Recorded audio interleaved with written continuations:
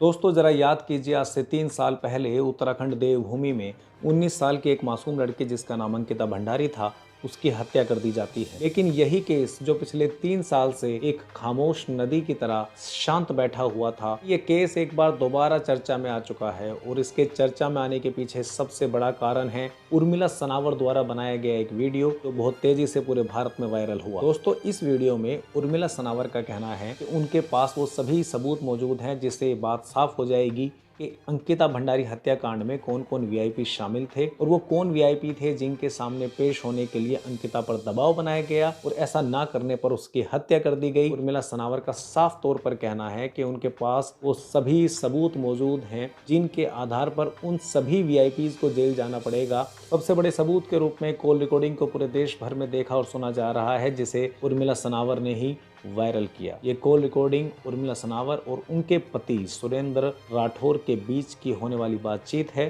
सुरेंद्र राठौर जो बीजेपी के पूर्व विधायक भी रहे हैं। उर्मिला सनावर ने देश के एक बड़े मीडिया चैनल में अपना इंटरव्यू देते हुए ऐसी ऐसी बातें कही जिसे सुनने के बाद उत्तराखंड पूरी तरह धधक गया। वो बताती हैं कि दिवाली के बाद अभी उनके और उनके पति के बीच ज्वालापुर की सीट को लेकर विवाद हुआ। उस कॉल रिकॉर्डिंग में पति पत्नी आपस में झगड़ा कर रहे हैं और झगड़े के दौरान ऐसी ऐसी बातों को बोला जा रहा है जिसे सुनने के बाद सभी के रोंगटे खड़े हो गए। इसी झगड़े के बीच अंकिता तिवारी हत्याकांड के बारे में उनके पति उनसे बातें करने लगते हैं। इसी हत्याकांड की बात करते करते वो आगे बताते हैं कि कैसे बीजेपी के एक बड़े नेता ने अंकिता भंडारी की हत्या कराई। वो ये भी बताते हैं कि वो वीवीआईपी कौन था जिसके सामने पेश होने के लिए अंकिता पर दबाव बनाया गया। अंकिता भंडारी हत्याकांड में वो कौन कौन से वीआईपी थे जिनके नाम इस कॉल रिकॉर्डिंग के द्वारा सामने आते हैं, चलिए एक बार नजर डालते हैं।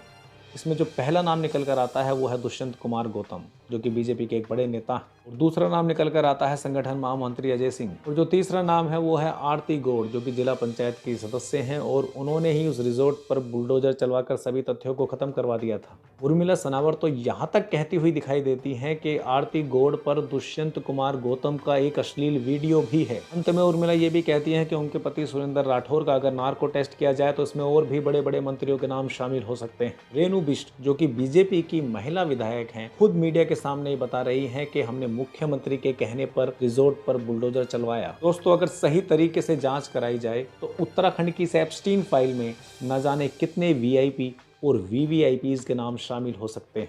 लेकिन इस घटना से एक बात तो बिल्कुल साफ साफ दिखाई पड़ती है कि ऊपर वाला जब इंसाफ करता है तो धरती पर बैठी खामोश अदालतों को बोलना पड़ता है। इस केस में आगे क्या होगा, क्या छुपाया जाएगा, क्या बताया जाएगा, वो तो एक जटिल जांच के दौरान ही पता चल पाएगा। लेकिन इस घटना पर आप सभी लोगों का क्या कहना है, अपनी राय कमेंट बॉक्स में अवश्य दीजिएगा। दोस्तों ये वीडियो अगर आपको अच्छा लगा तो सब्सक्राइब जरूर कीजिएगा। मिलते हैं अगली ऐसी किसी वीडियो में। धन्यवाद।